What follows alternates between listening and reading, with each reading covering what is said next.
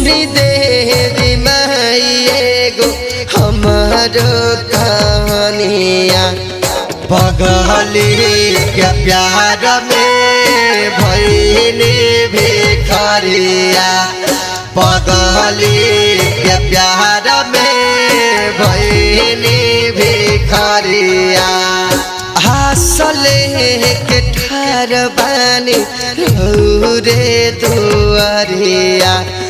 पगली के प्यार में भइली भिखारिया पगली के प्यार में भइली भिखारिया।